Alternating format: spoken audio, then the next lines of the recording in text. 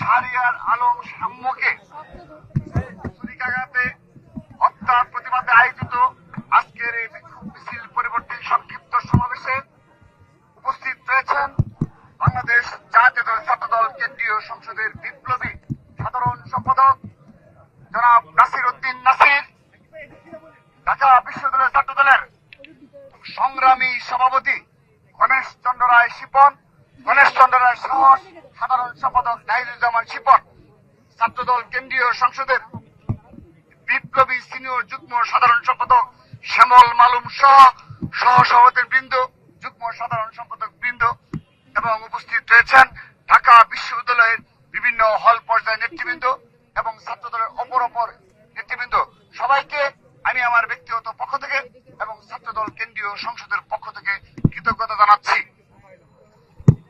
সংগ্রামী উপস্থিতি, গতকাল রাত 12টার দিকে ঢাকা বিশ্ববিদ্যালয় সংলগ্ন এলাকায় বাংলা একাডেমির সম্মুখে যে নারকীয় হত্যাকাণ্ডের শিকার হয়েছে আমাদের ভাই সাম্য, তার প্রতিবাদে গতকাল রাত থেকে ঢাকা বিশ্ববিদ্যালয় ক্যাম্পাস উত্তপ্ত উত্তাল হয়েছে।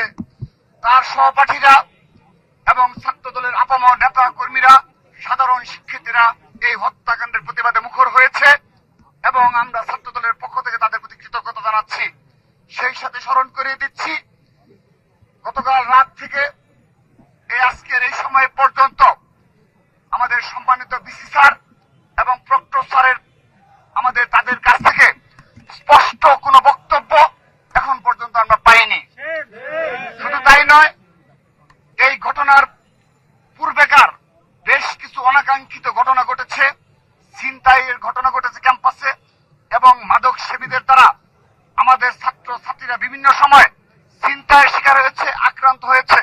বিশেষ করে সোহরাওয়ার্দী উদ্যান, এখানে মাদকের সয়লাভ এবং মাদক সেবীদের অভয়ারণ্যে পরিণত হয়েছে।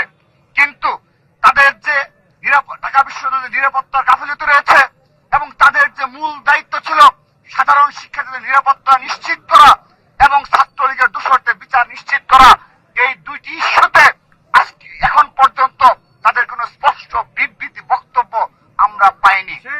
আমরা নিন্দা জানাচ্ছি, প্রতিবাদ জানাচ্ছি তাদের এ ধরনের নীরব ভূমিকা। আমাদের মনে নানাবিধ প্রশ্ন জাগে যে তারা আদৌ সত্যিকার অর্থে ঢাকা বিশ্ববিদ্যালয়ের সাধারণ শিক্ষার্থীদের নিরাপত্তা দেওয়ার মতো তাদের সামর্থ্য রয়েছে কি না। শুধু তাই নয়, আমরা বিগত সময়ে বলেছি এই সাম্যের হত্যাকাণ্ডের মধ্যে স্পষ্ট হলো এই সম্মানিত বিসি স্যার এবং এই প্রক্টর স্যারের নেতৃত্বে যারা দায়িত্ব রয়েছে তাদের দ্বারা সম্ভবত ছাত্রলীগের সন্ত্রাসীদের বিচার করা সম্ভব না। যারা বিগত সময়ে এই ক্যাম্পাস সংলগ্ন সোহরাওয়ার্দী উদ্যানকে মাদক মুক্ত করার মতো সামর্থ্য রাখে না এবং বিভিন্ন সময়ের যে অপরাধ সংঘটিত হয়েছে এবং ঢাকা বিশ্ববিদ্যালয়ের পার্শ্ববর্তী এলাকাতে যেভাবে মাদক সেবীদের আড্ডা বজায় রয়েছে, তার বিরুদ্ধে তাদের সামান্যতম আজকের দিন পর্যন্ত পদক্ষেপ আমরা লক্ষ্য করে নিই। সে কারণে আমরা স্পষ্টভাবে বলতে চাই, তারা আদৌ সাধারণ শিক্ষার্থীদের দাবি এবং জুলাই আগস্ট আন্দোলনের গণঅভ্যুত্থানের প্রধান যে দাবি ছিল যে ছাত্রলীগের সন্ত্রাসীদের বিচারের আওতায় নিয়ে আসতে হবে, আমরা মনে করছি এই প্রশাসন দ্বারা হয়তোবা সে কাজ সম্পন্ন করা সম্ভব না। শুধু তাই নয়, নীল দলের শিক্ষকরা যারা সরাসরি গণহত্যার সাথে সরাসরি সম্পৃক্ত ছিল, বিভিন্ন সময় ছাত্রলীগ সহ খুনি হাসিনাকে স্বৈরাচারী বানানোর ক্ষেত্রে যারা কারিগর হিসেবে ভূমিকা পালন করেছে, তাদের বিষয়েও তারা পুরোপুরি নীরব ভূমিকা পালন করে যাচ্ছে। আমরা নিন্দা জানাচ্ছি, প্রতিবাদ জানাচ্ছি। সেই সাথে আজকের এই সংক্ষিপ্ত সমাবেশ থেকে আমি আবারও এত কিছুর পরও আহ্বান জানাচ্ছি, আমাদের ভাই সাম্যকে হারিয়েছি, কিন্তু আগামীতে এ ধরনের কোন অনাকাঙ্ক্ষিত ঘটনায় আমাদের ঢাকা বিশ্ববিদ্যালয়ে একজন শিক্ষার্থী যেন আক্রান্ত যেন না হয়, কোন ছিনতাইয়ের ঘটনা যেন না ঘটে এবং পুরোপুরি আমাদের ভাই বোনদেরকে নিরাপত্তার চাদরে বেষ্টিত করতে হবে, সেই দাবি জানাচ্ছে বাংলাদেশ জাতীয় ছাত্রদল।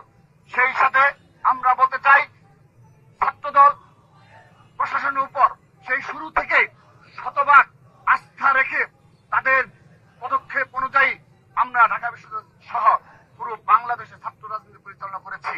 সেজন্য আজকের দিন পর্যন্ত ছাত্রদল দ্বারা কোন অনাকাঙ্ক্ষিত ঘটনা সংঘটিত হয়নি।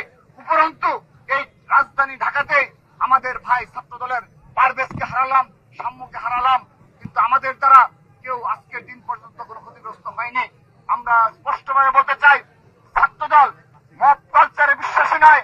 সেজন্য গতকাল এই ঘটনা ঘটার পরও আমরা আমাদের নেতাকর্মীদের নিবৃত্ত করেছি এবং আজকের এই সমাবেশ, সংক্ষিপ্ত সমাবেশ থেকে আমি সবার প্রতি আহ্বান জানাচ্ছি, আমরা আন্দোলনের মাধ্যমে আমরা আমাদের দাবি আদায় করব এবং এই সম্মানিত ভিসি স্যার, প্রক্টর স্যারের পদত্যাগের যে দাবি উঠেছে ছাত্র সমাজের মাঝখান থেকে, সেটি অবশ্যই তারা সম্মান দেখিয়ে আশা করছি তারা পদত্যাগ করবেন।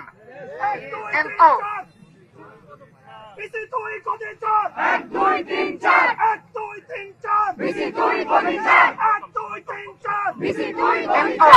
আমরা আমাদের দাবির পক্ষে রাজপথে থাকবো, ঢাকা বিশ্ববিদ্যালয় ক্যাম্পাসে আমাদের আন্দোলন চলমান থাকবে।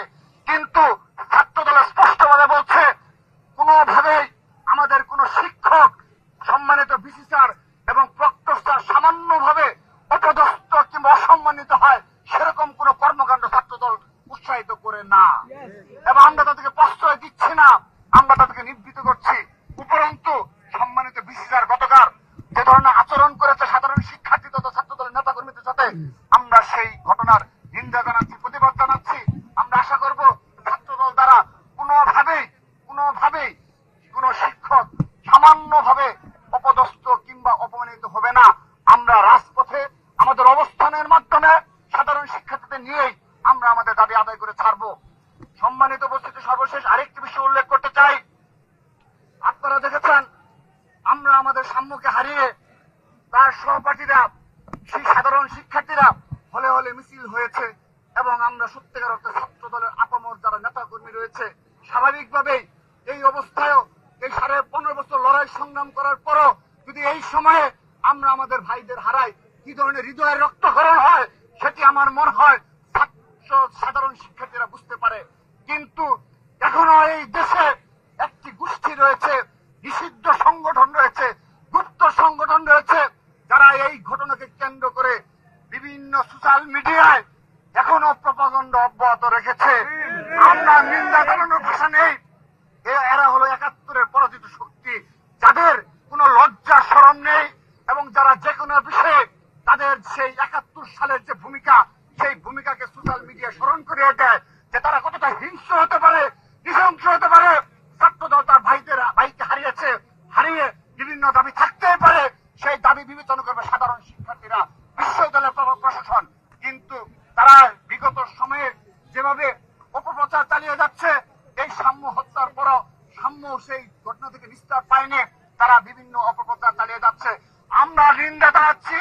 একই সাথে আরেকটি কথা বলতে চাই, যদি আগামীতে এই রাজধানী ঢাকা সহ সারা বাংলাদেশে একজন ছাত্র দলের নেতা কর্মী আক্রান্ত হয় এবং ইন্টারিম সরকার যদি কোনো ব্যবস্থা না নেয়, আমরা সরাসরি সেই সরকারের পদত্যাগের দাবিতে ছাত্রদল রাজপথে নামবে।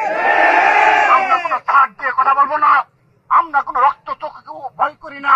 আমরা আবারও হুঁশিয়ারি উচ্চারণ করছি, এই ঘটনার সাম্য হত্যার পুঙ্খানুপুঙ্খ বিচার করে সবাইকে খুনিদের গ্রেপ্তার করে দ্রুততম সময়ে সাজা নিশ্চিত করার আহ্বান জানাচ্ছি এবং সেই সাথে এই গতকালের ঘটনায় আজকের দিন পর্যন্ত, এখন পর্যন্ত বিশ্ববিদ্যালয়ের সম্মানিত ভিসি স্যার, প্রক্টর স্যার সহ বিশ্ববিদ্যালয়ের প্রশাসন থেকে স্পষ্ট কোনো বিবৃতি এবং নিরাপত্তার গাফিলতি নিয়ে তাদের কোনো বক্তব্য আমরা পরিলক্ষিত হয়নি।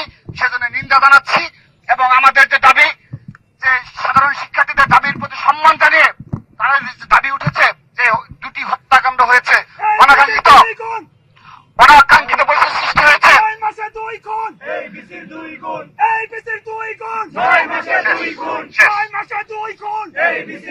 সে কারণে আমরা তার পদত্যাগ দাবি করে আবারও বৃহত্তর কর্মসূচি পরবর্তীতে ঘোষণা করা হবে, সেই আহ্বান জানিয়ে আমরা এখন সবাই একযুগে আমাদের ভাই সাম্যের জানাজা অনুষ্ঠিত হবে কেন্দ্রীয় মসজিদে, সেখানে আমরা সবাই সাম্যের জানাজায় যাবে এবং সুশৃঙ্খল ভাবে এবং তার আত্মার মাগফিরাত কামনায় দোয়ায় অংশগ্রহণ করব, সেই আহ্বান জানিয়ে এবং পরবর্তী কর্মসূচি আমরা ঘোষণা